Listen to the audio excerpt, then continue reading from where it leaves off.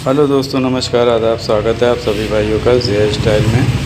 दोस्तों, आप जैसे देख रहे होंगे, हमारी बहनें भी देख रही होंगी और माताएं देख रही होंगी। अगर जो लोग सीखना चाहती हैं, जिनको कुछ नहीं आता, तो बहुत आसानी के साथ आप जो है कमीज़ अपनी काट के और बना सकते हैं घर में।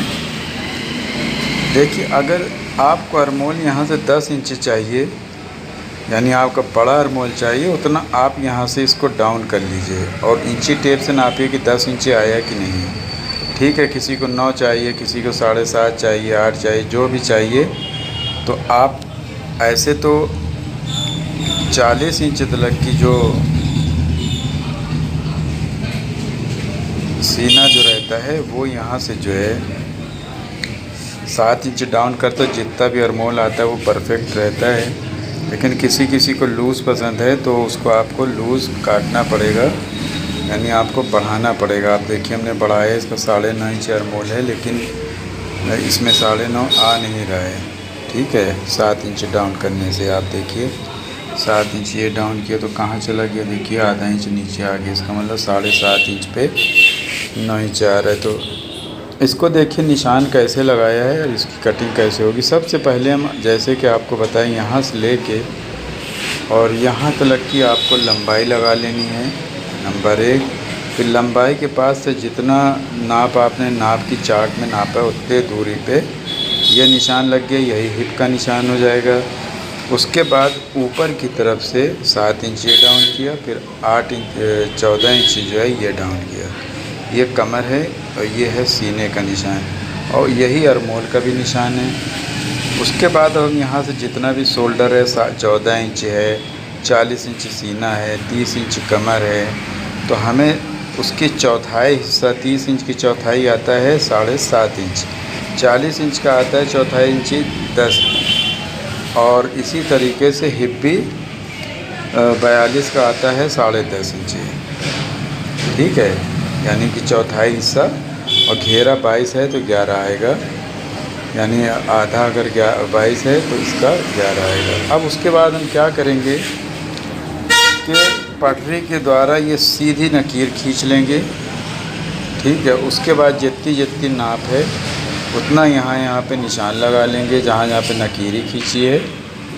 ठीक है, उसके बाद हम पटरी के द्वारा इंची टेप के द्वारा यहाँ से यहाँ निशान लगाएंगे, फिर यहाँ से हिप पे, और फिर हिप से दामन तक। अब उसके बाद आ गई कटिंग की बारी। तो दोस्तों, आप इसमें शोल्डर में दबाव रख भी सकते हैं, नहीं भी रख सकते निशान लगाते समय। अगर आप बाद में रखना चाहते हैं तो आप मेरी स्टाइल से रख सकते हैं। देखिए, हमने इतना दबाव रख दिया कटिंग करते समय, ऐसे इतना दबाव ये रख दिया। ठीक है, और उसके बाद इसको हम पीछे के हिस्से के हिसाब से काटेंगे। थोड़ा सा पीछे का बढ़ा के कटता है तो इसको हम पीछे के हिस्से से कटिंग करेंगे ये। और उसके बाद में जितना भी आपको दबाव रखना है, आप उसी हिसाब से आप दबाव रख के इसको कटिंग कर लीजिए ये। ठीक है, इस तरह से यहाँ से इस तरह से कटिंग कर लीजिए पूरी नीचे तक, दामन तक। आपका सामना अगर कट गया तो समझ लीजिए कि पीस जो है आधा काम आपका हो गया। ये जैसे कि आपको दिखाते हैं, ये हमारा जो सामना है वो पूरा कट गया है, ये देखिए। ठीक है, इस तरह से ये पूरा कट गया है।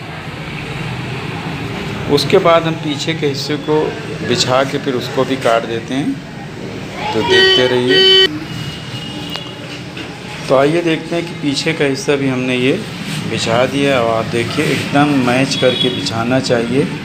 जहाँ पे बॉर्डर है वहीं पे बॉर्डर आना चाहिए। ये ज़रा भी फ़र्क अगर हुआ तो ये समझ लीजिए सिलने में भी फ़र्क हो जाएगा। तो ऊपर की तरफ से हमने ये थोड़ा सा कटिंग करके थोड़ा सा बढ़ा दिया है, और उसके बाद हम इस तरह से यहाँ से सामने के बराबर काट देते हैं।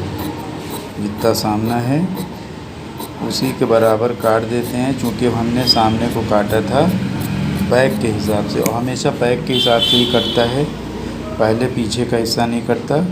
सामने भी निशान लगाना चाहिए, सामने में बॉर्डर वगैरह रहता है तो उससे क्या होता है, उसी हिसाब से लंबाई का भी निज़ाम बन जाता है। अगर लंबाई छोटी है तो आप लंबाई छोटी कर सकते हैं। अगर पीछे का काट लिया और कुछ बॉर्डर रहा, लंबाई सामने की छोटी निकल गई तो उसमें फिर गड़बड़ हो जाता है। कोशिश करना चाहिए कि सामने पे ही निशान लगाएं। तो देखिए इस तरह से ये हमारा, ये देखिए सामना जो है और बैक दोनों ही कट गया। और हम इसका ताल काट लेंगे, ये जैसे निशान ये देखिए लगा है। तो इसका ताल जो है दोस्तों, सामने का हिस्सा इसलिए काटा जाता है कि ये झोल ना खाने पाए। तो इसको हम इस तरह से करके यहाँ से थोड़ा सा हिस्सा ये निकाल देते हैं, ठीक है। इस तरह से निकाल दिया, देखिए ये, तो ये ताल कट गया। इसको अब हम लपेट देते हैं क्योंकि ये हो गया सामना बैक। और हम अब क्या करते हैं कि अब आस्तीन काट लेते हैं। तो दोस्तों इस तरह से देखिए निशान लगता है। सबसे पहले यहाँ से लेके यहाँ तक लंबाई, फिर मोहरी का निशान, फिर ये पल्ला, यानी करीब जो है ये 5 इंच पे दोस्तों आ रहा है। ये चीज़ जो है ना 9 इंच है ना, तो इसको जो है देखिए आप इंची टेप से नापते हैं, लगभग 4.25 आ रहा है। तो 4.25 पे ही बल्ला आ गया। और इसको अरमोल को यहाँ से मिलाते हैं तो ठीक जितना अरमोल हमें चाहिए उतना ही आ रहा है, ठीक है। तो इस तरह से हमें कटिंग कर लेना। उसके बाद दूसरी आस्तीन को भी छाप लेंगे। ये देखिए ऐसे इस तरह से ऐसे करके और इस तरह से काट लेना। और उसके बाद इस तरह से आप जितना दबाव रखना चाहें कपड़े के मुताबिक आप इतना दबाव रख सकते हैं। कस्टमर जिस तरह से आपको बोले, चूँकि कस्टमर कभी कभी बहुत सी दबाव नहीं ज़्यादा चाहिए। तो इस तरह से देखिए ये कट जाती है आस्तीन। अब जैसे ये है सेम इसी बैलेंस में उसको भी काटनी पड़ेगी, जो दोनों फूल बराबर दिखे। इस तरह से आप जो है काट सकते हैं दोनों आस्तीन। ये देखिए इसके बाद हमने दूसरी भी जो है कटिंग कर ली। तो इस तरह से बहुत आसानी के साथ जो है दोनों आस्तीन को काट सकते हैं।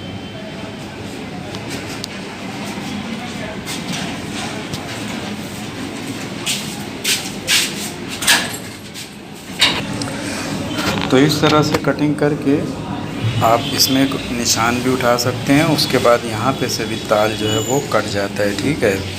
तो ये फिर आपकी आस्तीन पूरी हो जाती है। देखिए निशान हम ही को सिलना है तो हमने अपने हिसाब से निशान लगा लिया है, ये देखिए। और उसके बाद हम इसको जो है ताल भी काट लेंगे और सिलाई भी करके फिर आपको सिलने के बाद दिखाएंगे कि ये कैसा दिख रहा है। तो देखते रहिए, सीखते रहिए हेयर स्टाइल। शुक्रिया, धन्यवाद, जय हिंद।